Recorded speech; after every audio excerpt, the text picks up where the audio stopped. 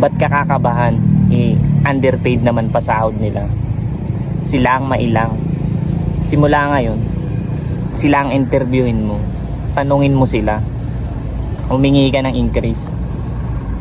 Imaginein mo binibenta mo sa kanila, binibenta mo sa company yung pinaka-precious asset ng buhay mo, which is yung oras.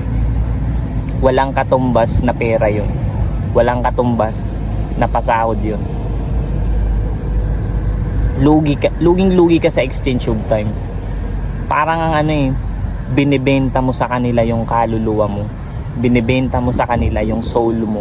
Kasi pag sinabi nilang ganitong oras ka papasok, susundin mo.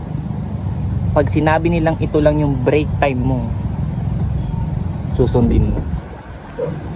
Pag sinabi nilang ito yung day off mo, yun lang din yung day off na susundin mo.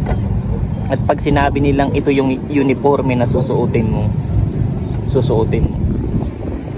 At pag sinabi nilang sa ibang lugar ka ididestino, kahit malayo ka sa pamilya mo, wala kang magagawa, susundin mo.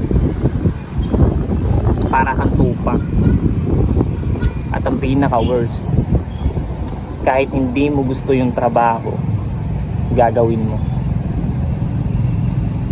Sabihin natin nasa survival mode ka,